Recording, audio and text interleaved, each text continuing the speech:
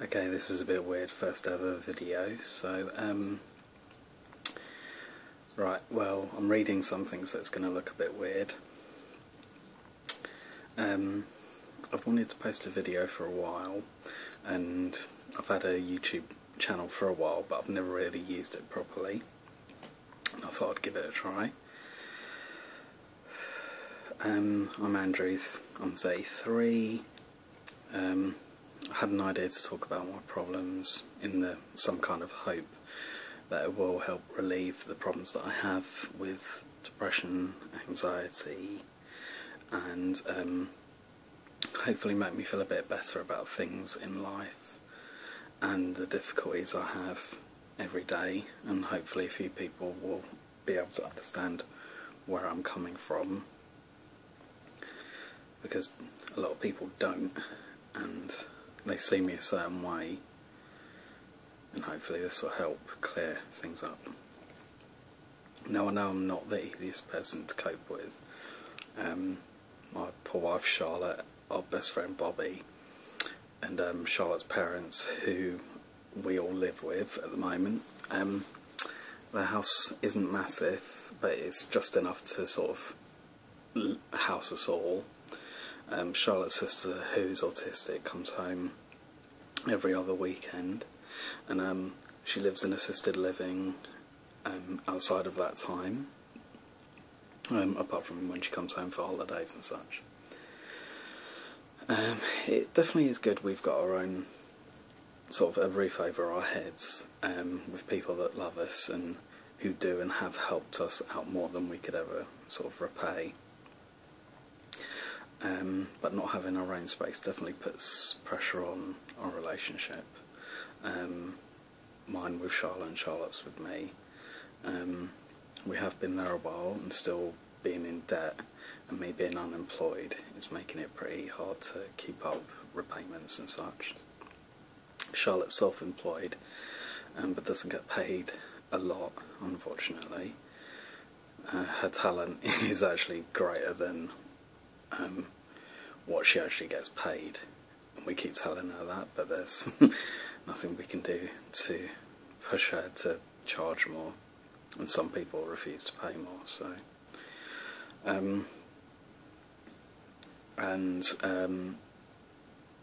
yeah, her not being paid as much as we would hope can and does unfortunately put pressure on me to have and keep a well-paid job, which, due to my own problems and lack of credentials, college experience, college degrees and such, hinders that quite considerably. My contract was terminated recently, as I was told that they were now overstaffed. As this news came at a really bad time for me and my family, the only thing I could do was just not let it affect me, which I was pretty surprised that I was able to do to a degree. I'm a really emotional person, and I react to even the smallest of things, but to actually be able to put that aside and not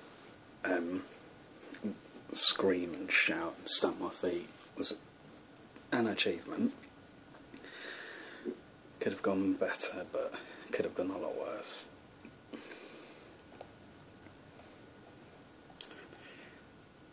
So I'm just reading. I suffer from depression and anxiety now. I've been diagnosed. I've been also for tests over the last year or so to see if I've got Asperger syndrome, which is a kind of autism.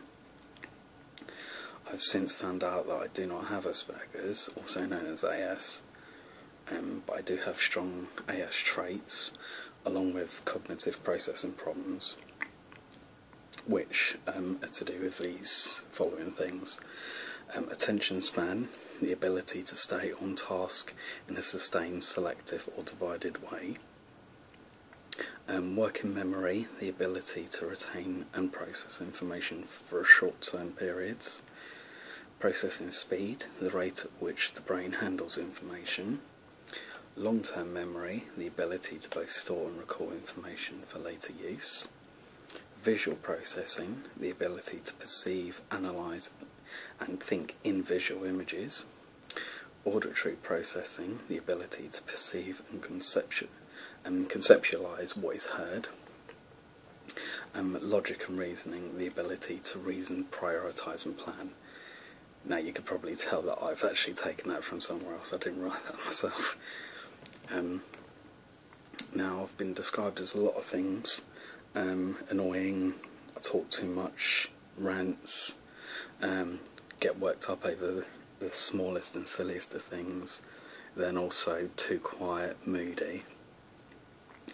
Unfortunately, I think a lot of my friends haven't realised why I am the way I am, and until recently I didn't really know until going for these tests and talking it through with people.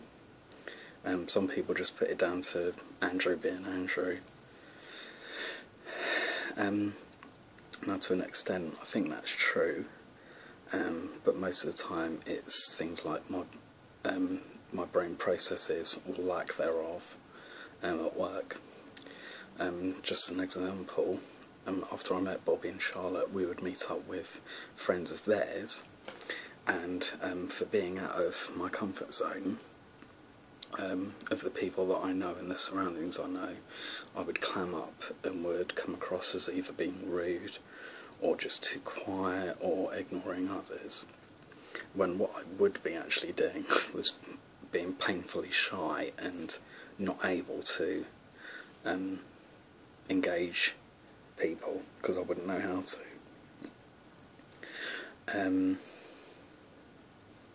And if the talks weren't about things I knew about or had experience in, so if they weren't about sort of comics, tattoos, films, TV, other sort of areas I'm quite interested in, music, I would be at a kind of loss of what to say or what to talk about.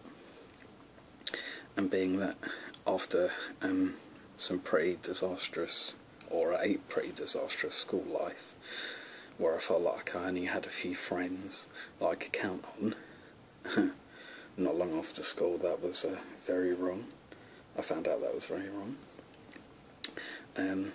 It was still hard for me to be able to actively be part of conversations with people that I didn't know. Just as a side note, anyone that says that your school days are the best you'll ever have is a fucking liar. They probably weren't bullied, beaten up by so-called friends, or picked on by teachers in front of classes, belittled, and actually shown up, which happened to me, and it was probably damaged me more than I know. But hopefully with time that'll be something I can sort of get help with.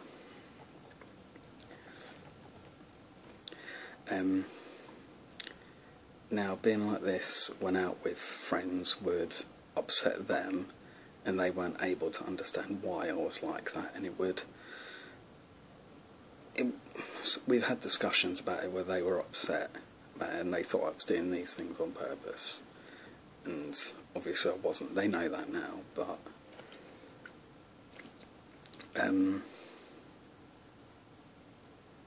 they couldn't understand the difference between why I would do that with their friends, but when I would be out with mine, and we would be out at clubs that I would go to, that I was going to before I met them, the difference between sitting in a corner and keeping myself to myself, playing on my phone, or going to a club that I would know, walking in, throw my bag across the room and just start dancing and kicking off and jumping about and throwing myself and others about the place and being really confident and outgoing.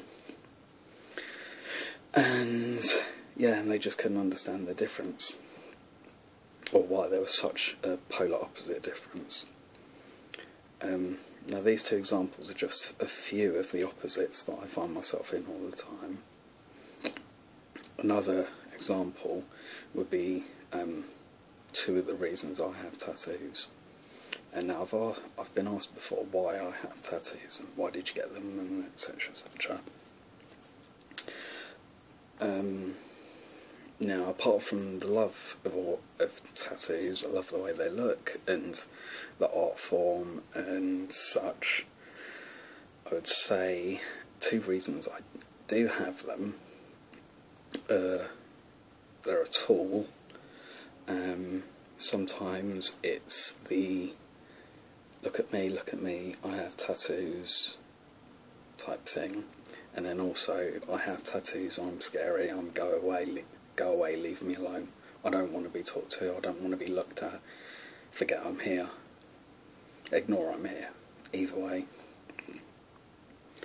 And depending on where I am in my head at that moment in time, can depend on how I will use them. Not that anyone outside of my own head wouldn't have any idea where I am at that moment in time.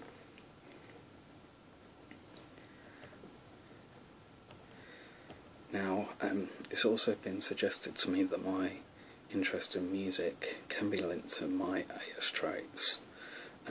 Aspergers and such have tendencies to be into things like music, and certain music more than others. My personal choice in music can vary from sort of pop to R&B to dubstep and such, but my main sort of thing is the alternative side. Like metal, hardcore punk, metalcore, pop punk, death metal and such. My contact with AS sufferers is limited to one forum at the moment, and that I still visit even though I've been told I don't have Asperger's, which is Asperger Central. And I did want to say hello to Soup, Geordie, Nolan 971, Wavery, King Oni, Hadassah, Raven Dragonwing and Arashi 222. But it seems that more than a couple are quite into the alternative side, and some are actually into the heavier side of alternative music as well. Mainly King Oni, he's awesome.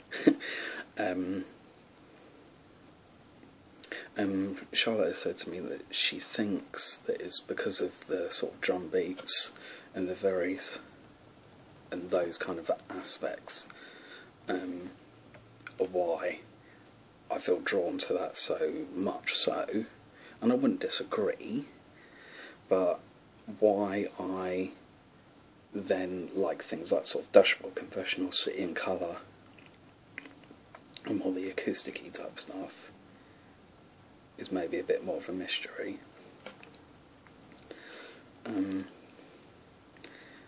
When it does come to music though, there is one thing that I don't share with what Aspergers call neurotypicals, who are people that don't suffer from AS or autism, and that's the attachment to sad or down music, like that label. Now, a lot of people would call metal and music by the bands, some bands that I like, for example Dashboard Confessional, City Colour, as very depressing, but I don't actually feel like that when listening to music like that. I don't really find any particular music sort of depressing. Sometimes I want to listen to something more chilled, but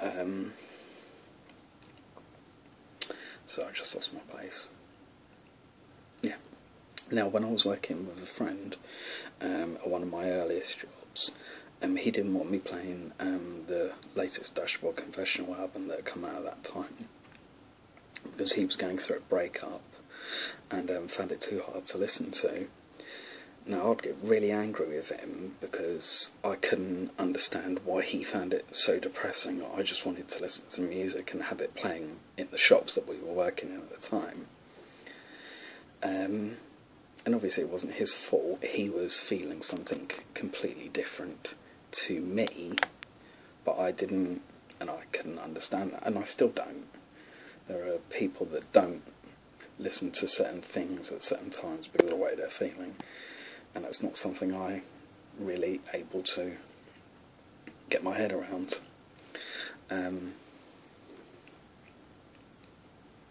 No, only on sort of very select occasions. I don't want to listen to sort of heavy things like Unearth, Misery Signals, At the Gates, or Japresh, or bands of the like, and I'll opt for City in Colour, Imagine Dragons, Lana Del Rey, or Bastille, or something like that. But it's not because I want to be down, or want to wallow in feeling bad. Yeah. It's like I don't need music to put me in that place, because most of the time I feel pretty down as it is. So I don't really need any music to prompt me to feel that way, because I don't feel like it can put me in that place anyway. Now, you've probably seen that I have a tendency to go off on tangents. I've definitely gone off on what I've written already. So this may be a little bit all over the place, and I do apologise. I am trying to keep it a bit more concise and tight and to the point. But unless I have someone that helps me construct things a lot better, like my little helper Charlotte, to help me go over things, then I can go a bit wrong sometimes. So if it is a bit shaky, then sorry. It keeps jumping. Now, suffering from anxiety and depression together can be pretty hard. Some days when I have been employed and I should be in a better place, instead of being happy to have a job, even in the competitive environment at the moment in the UK, some days I would just find it almost impossible to get out of bed to get ready without crying to the point of shaking at the idea of having to leave the house. I've spent more than a couple mornings sitting at the end of my bed crying because I can't actually get up, and the thought of actually totally standing up off of the bed and leaving was too much. Now, I would feel like I couldn't face the world and what was outside the front door, let alone interact with people at work, or even, God forbid, the people I would encounter while working at the job. Some days, once I got to work and I'd been there for an hour or two, then I would be much better. But other days I would be a wreck, palpitations, anxiety, attacks, bursts of anger and frustration, and a total lack of energy for me to do anything apart from the want to lay in bed and occasionally pop my head out from underneath the duvet cover for air, because that's all I wanted to do at those times.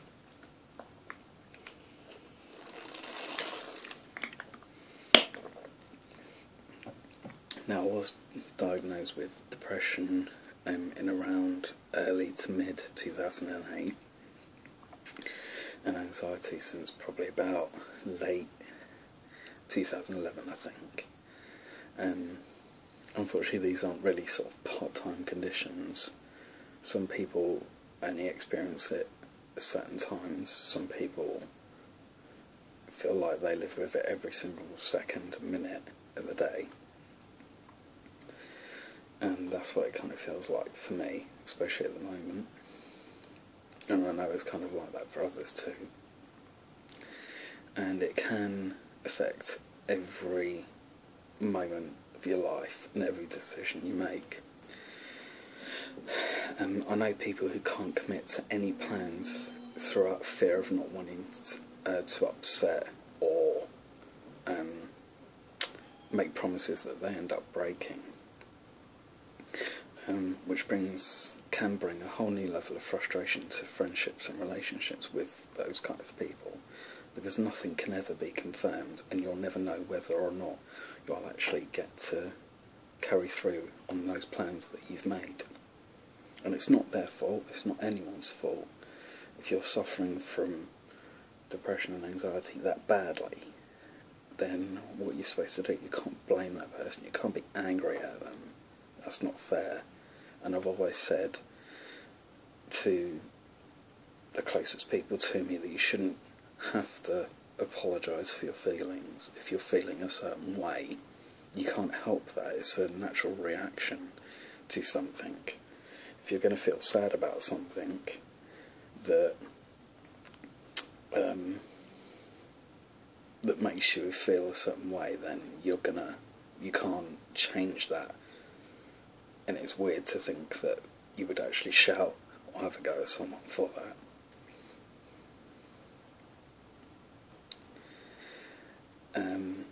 So I'm just reading. Now the video may seem a bit all down and just me complaining about life, but it's not really meant to be. If anything, it's a chance to put it out there, and what has actually been happening with me, because there are a lot of people I do miss, and through work, lack of money and ability to get myself to go see them, we have both been missing out on each other's lives, which sucks because I don't get to see a lot of people and I really would like to. Now, I guess it's kind of it for now, and depending on how I feel after this video has been posted and how it's received will depend on if there's any kind of follow-up, and considering how awful our internet is at home, will strongly depend on if there is anything in the future. Thank you for watching. If there's any questions, just leave below and I'll do my best to reply. Take care, peoples, and lots of love, and actually try and do what takes the most energy from me to do on a daily basis, and keep your head up. Thank you.